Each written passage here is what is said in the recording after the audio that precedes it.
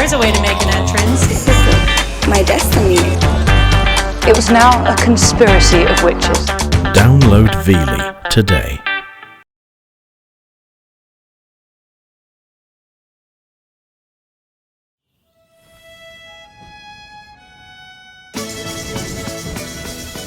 I'm Kathy McCabe. In this series, we'll meet the authentic characters, uncover the hidden treasures, and discover what makes Italy the most fascinating country in the world. Join me as we dream of Italy.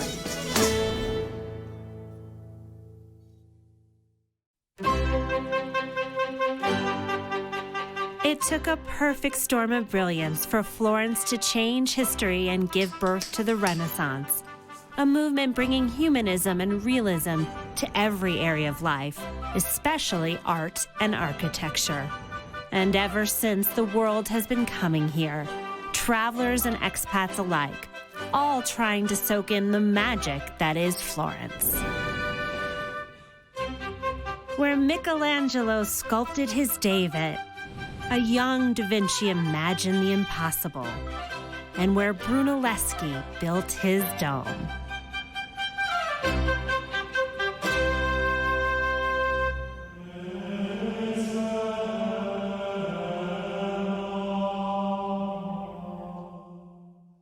Monsignor Timothy Verdon, director of the Opera del Duomo, is an art historian who has lived in Italy for the past 50 years.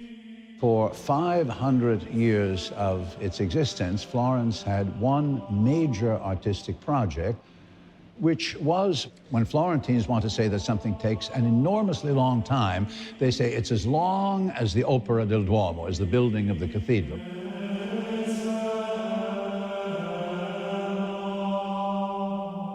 This foundation, the Opera del Duomo, has always maintained the cathedral. We have stonemasons, we have carpenters. It is a kind of technical workshop that has existed without any interruption for 720-some years. The facade, as you see it today, looking grimy, is really only 20 years from its last and very splendid restoration. The statues were the great problem because that they drink in the dirt. Our most recent statues, those made for the 19th century facade of the cathedral, are the most fragile for a simple reason. By the 19th century, the quarrying of the marble for these statues was done using explosives. When the marble arrived in the shops of the artists, it looked fine, but actually it was riven by micro fractures that have absorbed the acid rain. It's a big and ongoing project. There's never a moment when you're not cleaning something.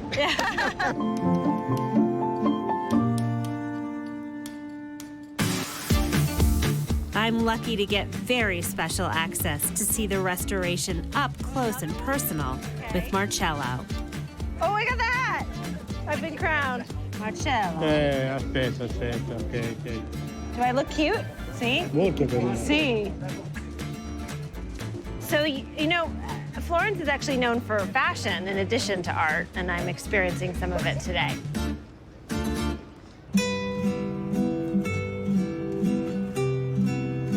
Oh, I love it. I'd go higher. I think this is unbelievable. Generations of Marcello's family have worked on restoring the Duomo, making this a labor of love for him. Sì, anche qui massima attenzione. Che altro quello, Sì. Vedi quel pezzetto lì? See. The part of the Duomo that hasn't been restored in a very long time, the marble is really black and sooty. And on this side, you can see how beautiful and white and clean, and you can see the stark contrast. Amazing. Andare a ripulire tutte quelle parti di marmo che iniziano sia il degrado sia poi lo sporco. So when the piece is really degraded and there might be a danger of it falling off the Duomo, then the stonemasons like Marcello create a whole new piece. If it's just some soot, they might come up here in a crane like this and clean it. No one sees Florence like this. I think this is the absolute coolest thing I have ever done. It is amazing, è stupendo.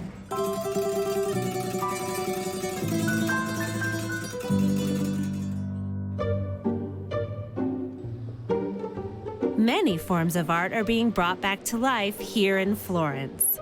This is Rossella Lardi, our restorer. So here we are, Kathy, we're with the Last Supper. Linda Falcone runs the Advancing Women Artists Foundation. Today, she's giving me a sneak peek at the restoration of the only Last Supper painted by a woman, Renaissance nun Plautilla Nelli. The restoration has been financed in a uniquely modern way, crowdfunding. Rossella Lari is the restorer on the 4-year project. Is this work lonely? Ti senti sola delle volte? Ti senti sola? Ho tutti questi miei amici. Amici! Accanto Plautilla. So To the artist, she feels that she's with her. Yes. What does she think of her? What is her Ti senti personality? vicina a Plautilla? Qual è la sua personalità, secondo te? Per me Plautilla è una donna eccezionale. She was an exceptional woman. I gentiluomini fiorentini come per la devozione personale, privata. So Florentine gentlemen wanted her paintings because they would use them for private devotion, like in their own chapels. Yeah. People thought at that time in the Renaissance that a painting by a nun would have mystical qualities. Yes. Yeah. Was she unusual for her time? Oh, she was very, very unusual for several reasons. The fact that Nelli was a nun, she actually was able to produce art for pay because she lived in a convent. And did they pay the convent? Not her personally. Yes, they paid the convent. E quindi loro riuscivano a badare a se stesse. They were able to take care of themselves. These women were self-sufficient. Entrepreneurs. Entrepreneurs, Sì, exactly.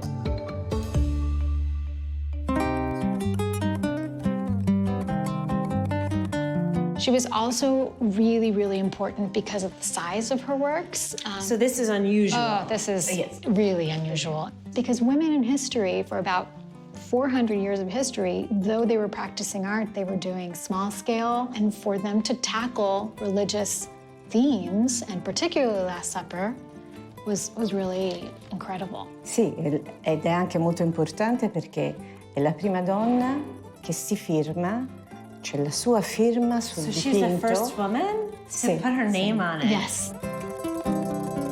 So what else about this painting also makes you feel the feminine? Sì, cosa c'è altro in questo dipinto che ti fa sentire? Tutta l'attenzione al cibo. Right, you can find it in her attention for the food. Al cibo. She has bread for every single apostle. She has abundant wine. And if you see, even the tablecloth is folded. Okay? Yeah. So this tablecloth was ironed. Now, this is sort of representative that it was done by a woman. Because a man would never never ironed a tablecloth to start with. Exactly. E poi ci sono le cose tradizionali toscane. So these are also typically Tuscan. I baccelli. Fava beans. Ah, yes. So it's a Tuscan meal. A Tuscan meal, Tuscan Last Supper. Yes. I do feel like she's here. Yeah. You know, I do feel her spirit. Anche lei sente che lei.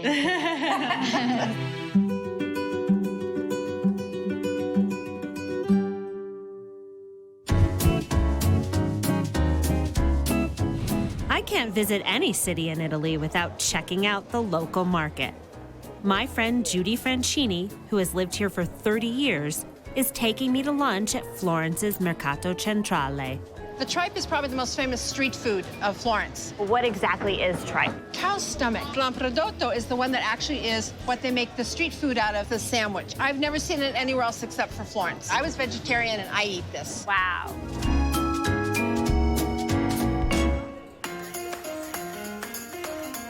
In all of my trips to Italy, I've successfully avoided eating tripe. Well, this is it. This is the place to try it. We're at Nerboni, which is one of the older restaurants. It's from 1872. This is Stefano. He's been here every day of his life for 30 years now. Wow. So he's devoted to tripe. How do they make the sandwich? This is a special kind of bread called a rosetta. It looks like a rose.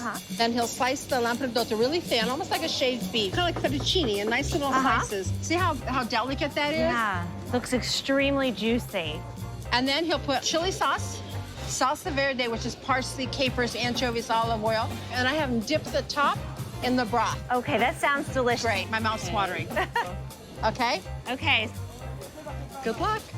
very hot and juicy. Mmm, it's actually very good. Stefano, buona. Grazie. Buon appetito. Buon appetito.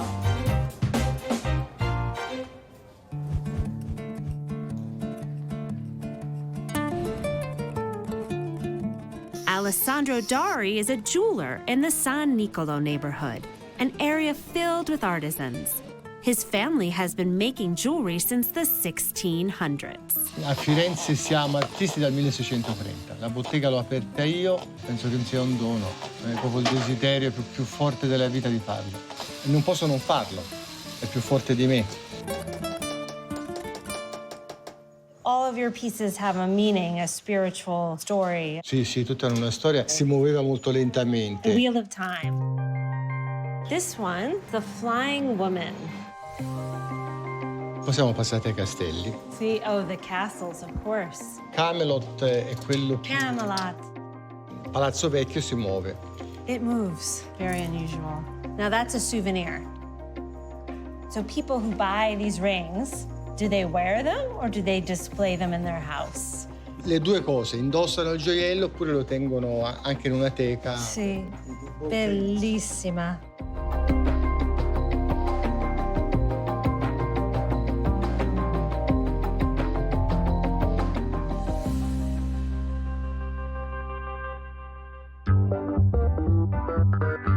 Just across the street from Alessandro's workshop is the studio of Clet Abraham. When did you do your first of these signs? In Florence.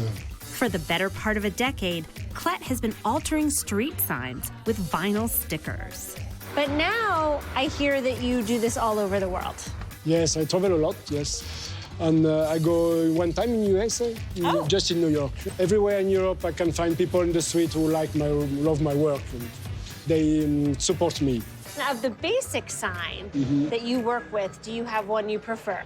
I think the no entry sign is the more interesting because it's a symbol of all authority. And I am a rebel, so authority is... sorry, it's too easy, but it's the truth. Do you work it out in your studio first, or is the first place you do it in public? The first place is a draw on a little sketch. Yes. Then I go to the studio to try to do it clean, big, at the same measure, yes. And then I go in the street to prove it. That's very interesting. So when you change a sign, you actually use stickers? Yes, I use just sticker because I have two rules, very important in my work. The first one is don't damage nothing, so the sticker is easy to remove it. Okay? Take it off. And the second is don't disturb the meaning of the street sign. And have you ever been arrested for doing this? Yes, sometimes, yes. Okay, I'll trust you, but I don't want to end up in an Italian jail. No, Italian jail are beautiful. Really? Good food, good wine, nice people. Okay, all right. Maybe for a night. It'll be a good story. Yes, true. We are arrived here. Uh-oh, Clet, are you sure? Yes, I'm sure. Please, stay here and look around if the police arrive. I don't know. I mean, the jail. No problem. Do you get one phone call from jail? I can call my mother? Yes, don't worry. You can have one call. I'm gonna look and make sure that there's no polizia. They know you, though, right? Yes, they no like problem. you. They like me, don't worry. Please, take that one. Okay.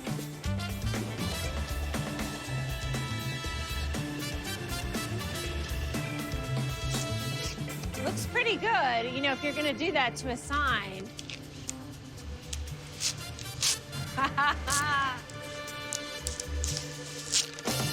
This is the revenge of the street sign. Now that's a work of art. But let's get out of here. Yes, okay.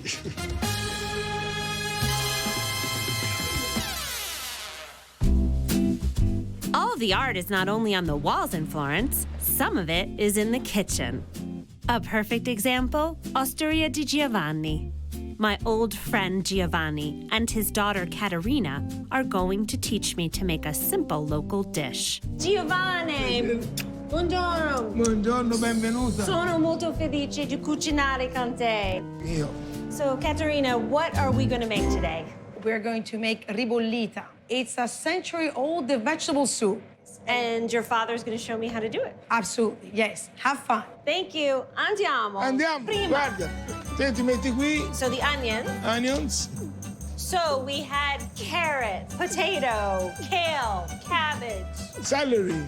celery, and Bravissimo. zucchini. And zucchini. Ora poi ci va il vino. And some, oh, we put the wine in. Yes. Vai, metti il vino. Oh, that's a lot. Ci vuole il vino. Buon profumo. Now it smells even better. Yeah. See? E poi ora ci vuole il pomodoro. Oh, of course, tomatoes, another essential ingredient. Prima. Ecco fatto, giù. Ecco fatto, perché Piace molto il pomodoro. un po' di fagioli. Sì. Ecco fatto. Buona. So this is a meal where you use everything in the house, in the kitchen. Everything. Tutti. Tutto va lì dentro. So the bread is going into another pot. Poi ci si mette questo sopra. And now I need to put the zuppa. Zuppa, vai. Ecco fatto. Bravissimo. Grazie. I think it's ready. Sì, Pronto? È pronta. It smells delicious. Vai. Allora, Buon appetito. Buon appetito. Buon appetito. Buon appetito. Grazie per la lezione cucinare come un fiorentina. È vero. Grazie. Grazie. I'm in Palazzo Medici Riccardi, the 15th century home of Florence's famous merchant family. Art historian and tour guide Freya Middleton is introducing me to the most famous Florentine art form, the fresco. We are standing in one of the only private chapels of that time to be permitted by the Pope. And indeed, what's interesting is that, did they really want to use it for religious rites? Not really. It was the fact that it was so rare. And then they hired one of the most important fresco painters at the time in the 1450s, Benozzo Gozzoli, to come in with his little team and fresco the walls. So this is not just painting onto the wall, it's painting into the wall. Fresco means fresh. And so these painters actually paint onto the freshly laid wet plaster. The pigment seeps in, so it dries with the actual plaster. It becomes part of the wall, which means two things. First of all, they have to work like lightning. Secondly, you can't make a mistake. The moment the pigment hits the plaster, it immediately stains it. Hey, should we go and see how fresco's made? Sure, I'm game. Let's go. Great. Luca, let me introduce you to my wonderful friend Kathy, and Kathy, lovely Luca, the expert in frescoes, who's now going to take it away and show you how it's all done. I'm not an artist, so don't expect too much, but I'll try. You will be an artist in a couple of hours. When I'm done. Luca's choice for my fresco is a portrait of Lorenzo the Magnificent, a member of the Medici family, and a great Renaissance art patron. Our first step is just to retrace the main lines of our subject. Okay. So I'm going around his nose. Yes. The eyes. Yes. The window to the soul. Yes. Second step, you have to puncture all the lines with your needle. Okay, our third step is using the pouncing back technique to transfer the red ochre on the plaster. Perfect. This is your first time in the fresco technique in practice? Yeah, my first time. Artistic No, I skills? do not. I do not. I'm proud of you. And I hope that next time you will go to visit a fresco, you can say, I know what the master did.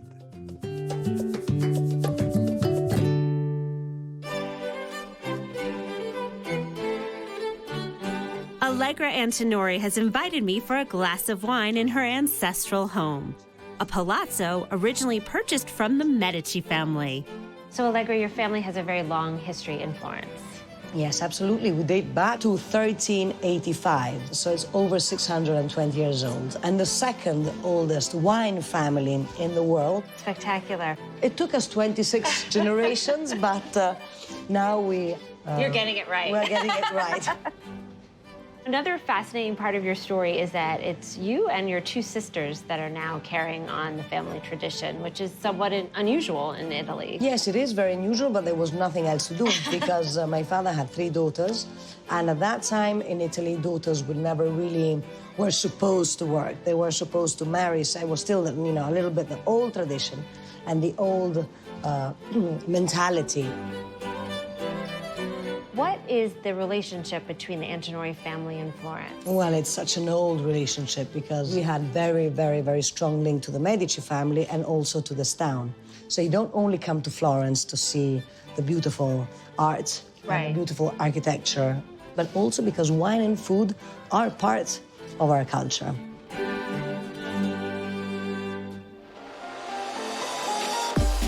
Ciao! Hello! Florentine Federico Bonecchi wants to show me his beloved city from the Arno River. Just now we passed under the terrific Uffizi, of course. It's incredible. Incredible view. I've never seen it from this perspective without all the people. Usually it's with 100 people in line. Yeah. The man navigating our historic boat is called a renaiolo. These men and their vessels were essential to the construction of Florence. Renaiolo came from rena, so sand. So they take away the rena from the bottom of the river and use it to build the Uffizis, Palazzo Vecchio, Ponte Vecchio. Yes. All of the buildings, they're actually almost born out of the river. Arno, river, and Florence is growing together. So Florence without Arno is not the same city. It wouldn't be the same. Yeah. So we're coming up under the Ponte Vecchio.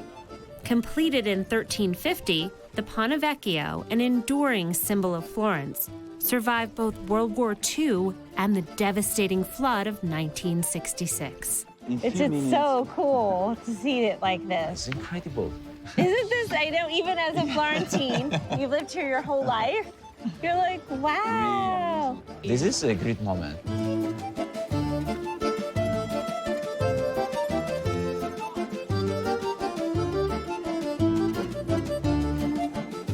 The Ponte Vecchio is filled with shops, selling jewelry and gold. This is probably one of the most famous bridges in the world, and we're underneath it. I think millions of people go up and down the bridge. Yes, but under Ponte Vecchio, probably 100 people. Yes, few people. So it's very unique. Really unique.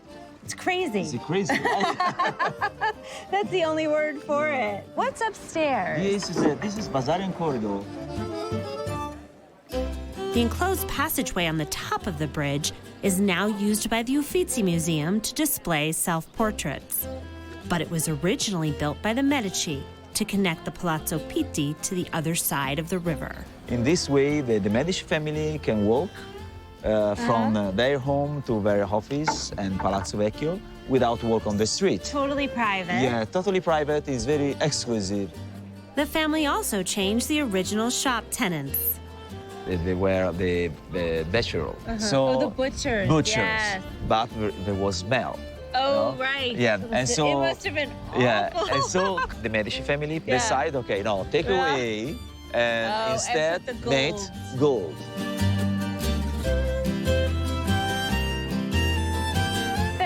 Thank you so much for showing me Florence in a way I have never seen it before. It's my pleasure to introduce and show Florence from this point of view, and come back soon. I will. Yeah, ciao. Grazie, see you soon.